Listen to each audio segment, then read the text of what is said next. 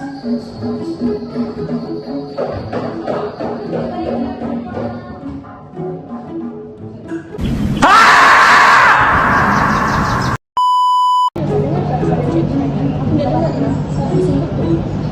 jelas lah.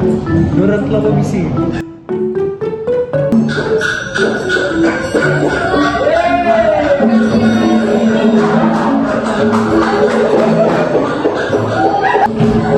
Iya, astagfirullahaladzim, la ilaha illallah Muhammadur Rasulullah. Yang belakang tuh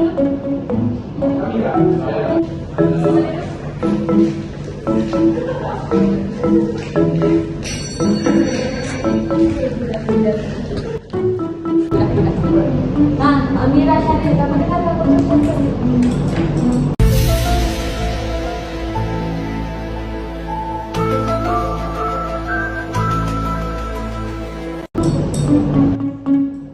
Tengok, bila kamu bising tadi, Amira dan Syarif pun dah dengar apa yang saya coba sampaikan tadi.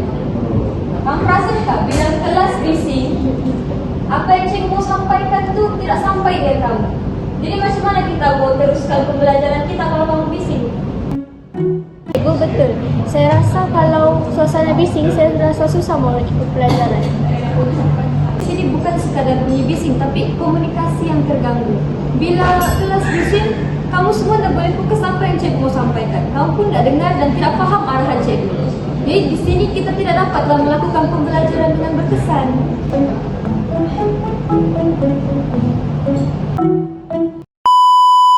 Okey, baik. Mari kita lihat semula apa yang berlaku dalam babak tadi.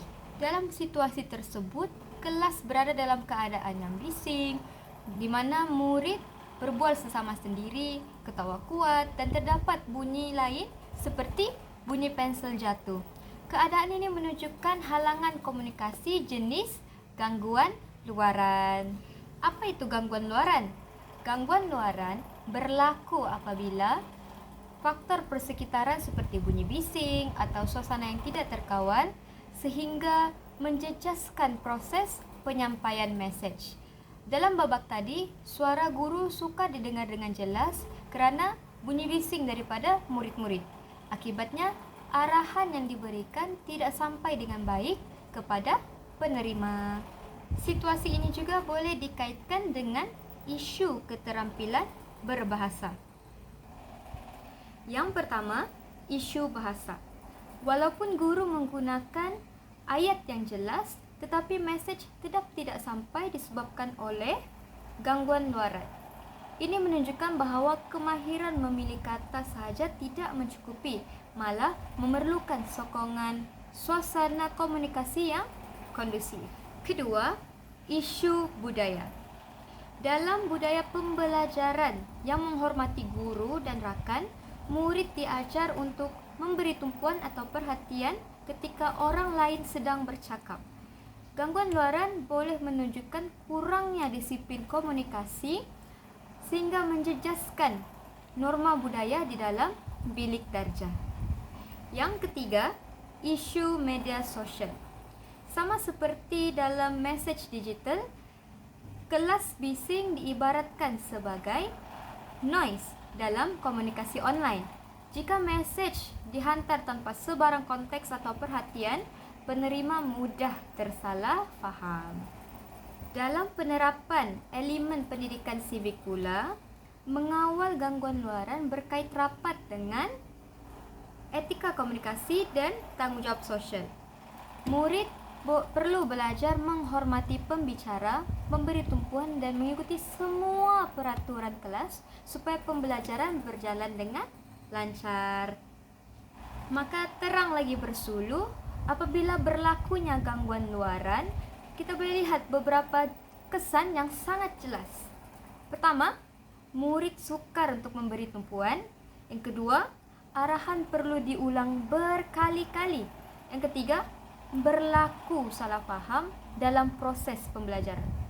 Oleh itu, guru perlu memainkan peranan dalam memastikan suasana kelas dengan menetapkan peraturan, meminta murid memberi tumpuan dan memastikan kelas dalam keadaan yang tenang sebelum menyampaikan maklumat penting. Sekarang, perdengarkanlah serangkap syair Didi Kibur daripada saya berkaitan dengan gangguan luaran. Jika kelas bising tidak terkawal,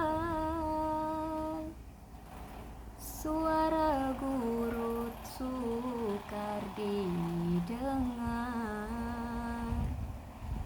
message disampai jadi terhalang, ilmu dipelajari tidak difaham. Kesimpulannya, gangguan luaran seperti bunyi bising bukan sahaja menjejaskan komunikasi tetapi menonjolkan kepentingan keterampilan berbahasa dalam konteks sosial, budaya, media dan penerapan elemen pendidikan civic. Justeru, suasana pembelajaran yang teratur membantu mesej sampai dengan jelas, murid faham arahan dan komunikasi menjadi lebih berkesan.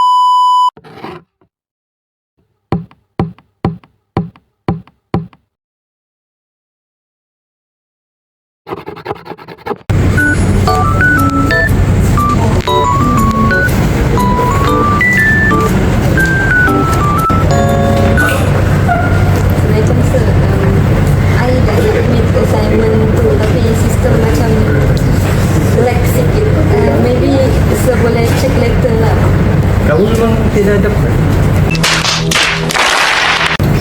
Kamu tu student, saya lecturer kamu. Kamu nak tahu batas antara kita. Gunalah bahasa yang sopan sikit.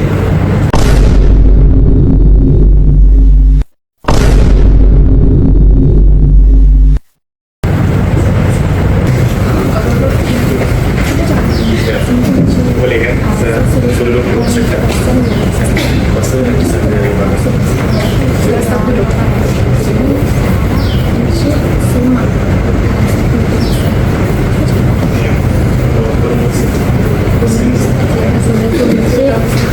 Maafkan saya atas bahasa yang kurang sopan.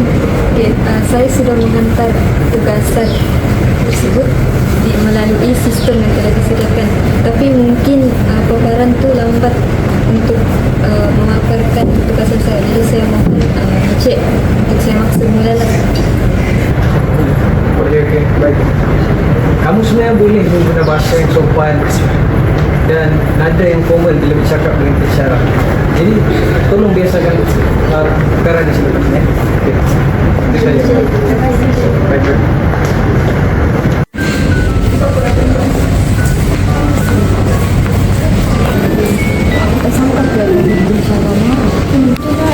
Pas ni nak guna bahasa yang formal, bukan bahasa yang macam tadi.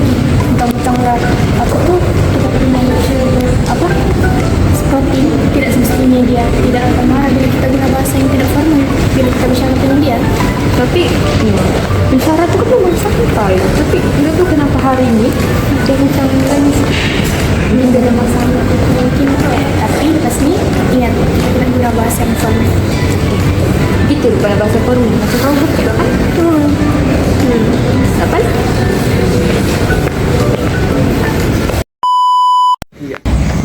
Baiklah semua, mari kita teliti semula babak tadi bersama Syuhada dan Encik Syaril di pejabat. Dalam situasi ini, Syuhada menggunakan bahasa santai dengan pensyarah. Sir, I dah submit assignment tu, but sistem macam lag sikit. So, maybe you check later.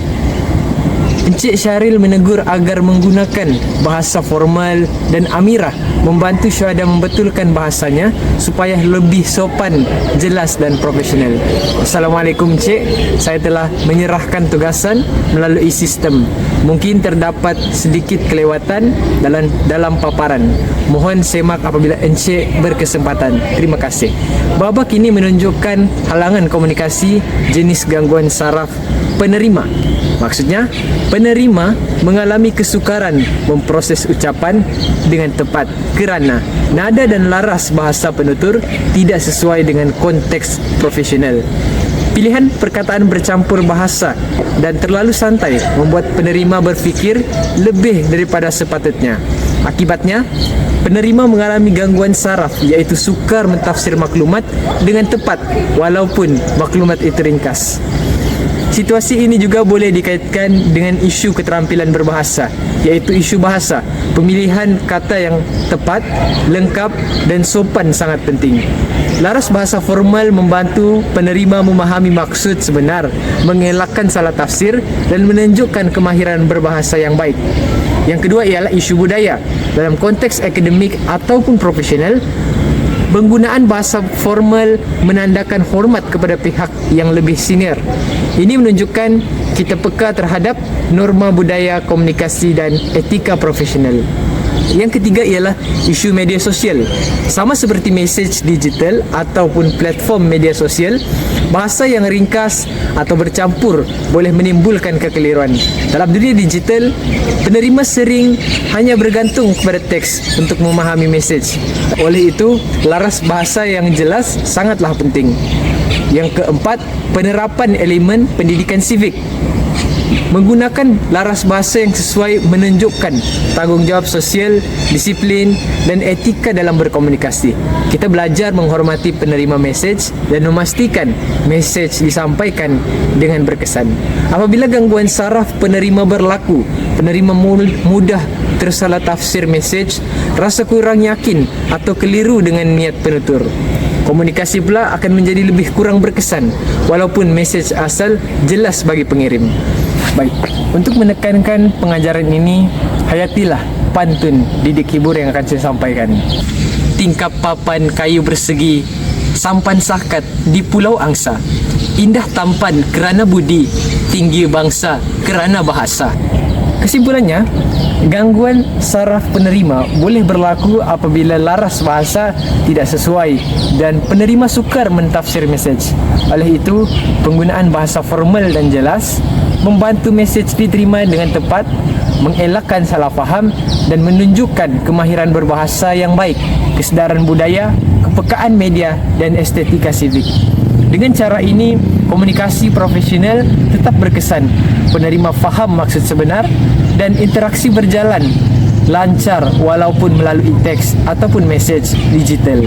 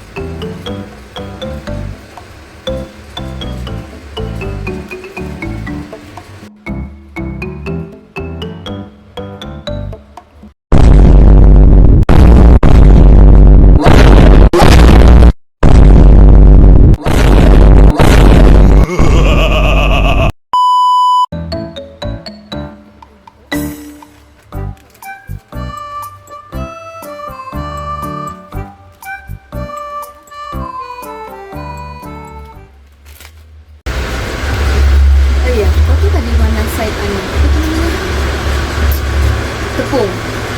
Atau di mana DP lorong? Tepung. Carilah sendiri, Bang.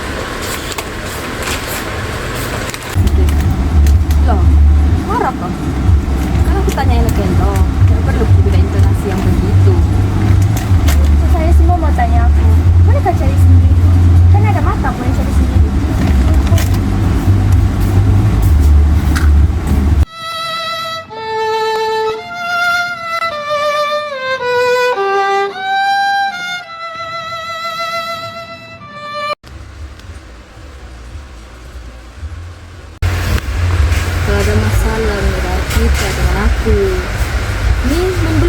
Itu je.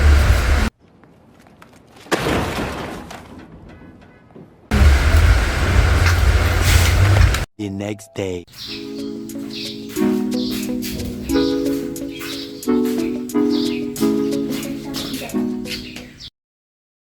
Huh? Huh? Aisyah, sorry tahu tadi tuh bukan niatku mau marah, cuma itulah banyak betul bah pikiranku, jadi aku tuh marah kau pula tadi. Apa, dia faham. Tapi itulah lain kali kalau kau ada masalah, cerita dengan aku. Aku selalu ada untuk kau. Telinga ni percuma untuk kau je. Oke, maaf ya tadi. Dan marah-marah dan sedih.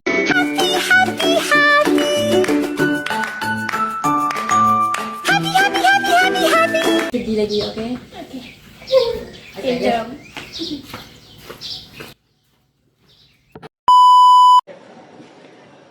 Okey guys, sekarang kita tengok pula kepada babak yang berlaku di supermarket sebentar tadi. Dalam situasi ini berlakunya halangan komunikasi jenis gangguan emosi. Amira sedang berada dalam keadaan emosinya tidak stabil.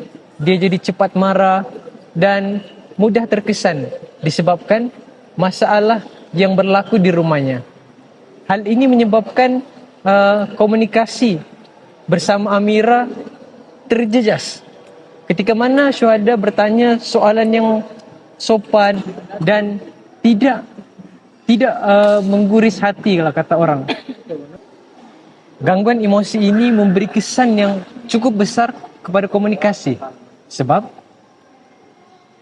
emosi mengawal cara kita bercakap, cara kita menerima dan cara kita bertindak balas. Walaupun Syuhada menggunakan bahasa-bahasa yang sopan sewaktu bercakap dengan Amira, namun apabila emosi Amira tidak stabil, dia menerima apa yang disampaikan itu dengan tidak betul. Ini jelas menunjukkan bahawa kemahiran memilih kata-kata yang hebat, yang tepat sememangnya tidak mencukupi apabila kita bercakap dengan orang yang emosinya sedang tidak terkawal. Hal ini sememangnya berkait rapat dengan keterampilan berbahasa yang melibatkan dua aspek utama. Yang pertama adalah isu bahasa. Walaupun Syuhada menggunakan kata-kata yang sopan, nada yang lembut, tetapi penerimaan Amira itu tidak sesuai dengan apa yang disampaikan oleh Syuhada kerana emosinya mengganggu pemikiran Amira. Ini menyebabkan komunikasi antara mereka terganggu. Walaupun kata-kata yang tepat, kata-kata yang lemah lembut digunakan, tetapi emosi menjadi penghalang dalam komunikasi antara mereka. Isu yang kedua adalah isu budaya komunikasi. Dalam budaya kita, apabila kita berkomunikasi, kita akan menggunakan bahasa-bahasa yang sopan, bahasa yang lemah lembut, hormat dan bertimbang rasa. Tapi apabila emosi menguasai diri kita, kata-kata yang disampaikan itu tidak selaras dengan apa yang kita fikirkan. Kadang-kadang kita terlepas cakap ataupun kita menggunakan nada dan intonasi yang tidak sepatutnya. Ini mungkin dapat mengguris hati ataupun membuat orang yang sedang berkomunikasi dengan kita itu terasa hati ataupun kecewa dengan kata-kata kita. Jadi apa yang kita boleh pelajari untuk mengatasi masalah ini, kita perlu tenangkan diri kita terlebih dahulu apabila kita bercakap dengan orang. Itu yang pertama. Yang kedua, kita kena jelaskan perasaan kita dengan jujur kepada kawan kita. Bila kita rasa stres, emosi kita tidak terkawal, kita kena bagi tahu kawan-kawan kita tentang keadaan diri kita supaya kawan kita tu faham dengan situasi kita. Yang ketiga adalah beri ruang kepada orang yang sedang tertekan. Kalau kita tengok kawan kita bercakap, kawan kita yang sedang bercakap dengan kita seperti sedang tertekan, kita kena faham keadaannya. Jangan terlalu menekan-nekan kawan kita. Apabila emosi kita terkawal, barulah komunikasi itu dapat dilaksanakan dan dijalankan dengan baik. Sebelum itu, saya ingin mendendangkan sebuah syair. Emosi terganggu, buat kata tersasar, hati resah mengganggu, tutur bicara. Jika tidak tenang, mesej mudah silap, bahasa tepat, bantu semua faham.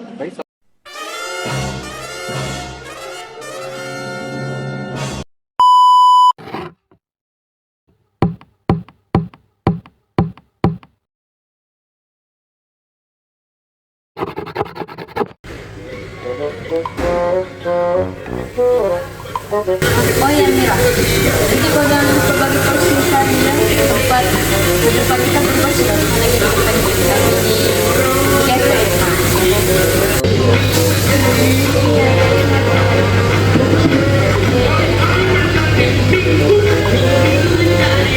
Dengan kau juga nih, Mira.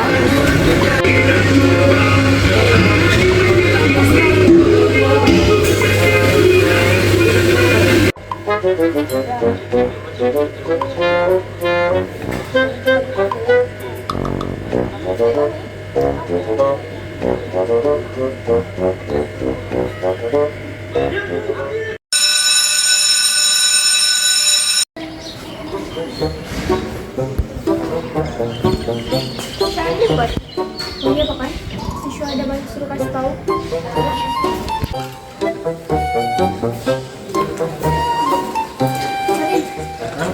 Nih, Syuhada suruh kasih tahu esok petang kita ada pembukaan dekat depan gym. Oh, depan gym. Oke. The next day.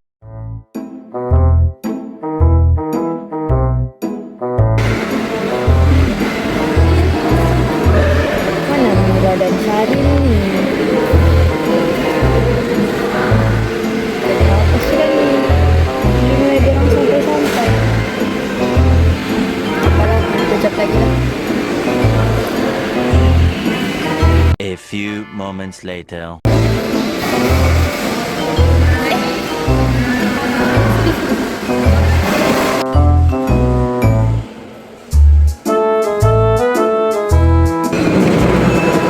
Sorry Tasya, lambat lah. Ada hal tadi.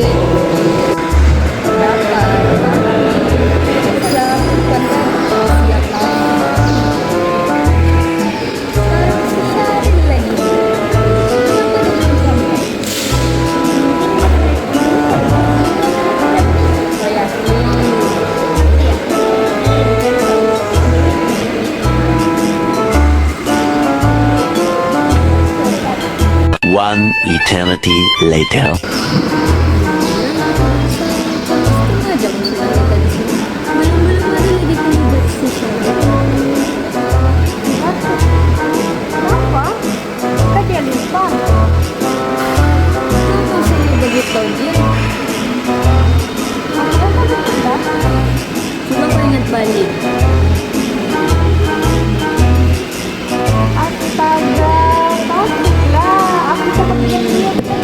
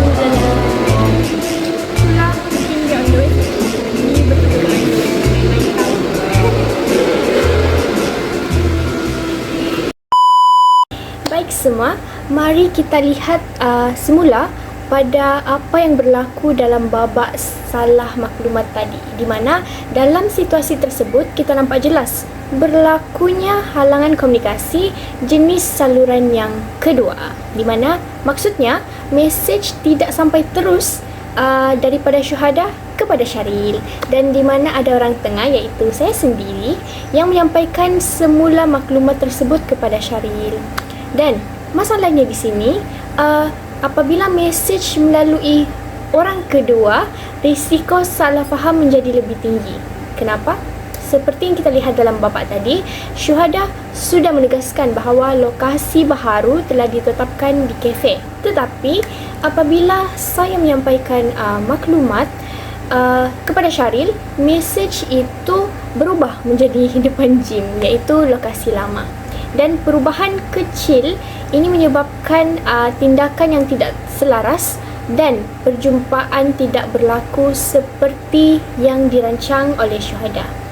Dan situasi ini juga berkaitan dengan keterampilan berbahasa, khususnya dalam dua aspek, iaitu yang pertama adalah isu bahasa dan juga isu budaya komunikasi. Okey, kita tengok dulu pada isu bahasa, di mana walaupun Syuhada dia memberi arahan yang sangat jelas kepada saya sendiri, iaitu selaku orang tengah, ketepatan mesej itu bergantung pada bagaimana ia diingati dan diulang oleh orang tengah itu sendiri. Dan ini menunjukkan bahawa dalam komunikasi, kejelasan itu tidaklah bermakna jika tidak disampaikan semula dengan tepat. Dan aspek yang kedua adalah isu budaya komunikasi, di mana seperti yang kita tahu dalam budaya kita, menyampaikan maklumat dengan betul itu adalah satu bentuk tanggungjawab sosial, di mana menyebarkan mesej yang berubah tanpa sengaja boleh menjejaskan apa? Menjejaskan kepercayaan dalam kumpulan. Dan untuk mengelakkan halangan seperti ini, 3 perkara sangat penting untuk diambil kira. Yang pertama, iaitu ulang kembali mesej sebelum menyampaikan dengan jelas. Dan yang kedua, tanya semula jika terdapat bahagian yang tidak jelas. Dan yang terakhir, iaitu yang ketiga, sampaikan tanpa menambah atau mengurangkan maklumat asal. Dan dengan itu barulah komunikasi kita kekal tepat, selaras dan dapat mengelakkan kekeliruan. Dan sebelum saya menutup penerangan saya ingin berkongsi satu pantun didik hibur, iaitu dengarlah ya. Okey. Jalan-jalan di pantai tengah, tersepak pula batu seketul. Jika jadi orang tengah, maklumat disampaikan mestilah betul. Maklumat yang disampaikan tu mestilah betul tau. Bukan lain cakap, lain yang disampaikan. Nice. Oh my God! What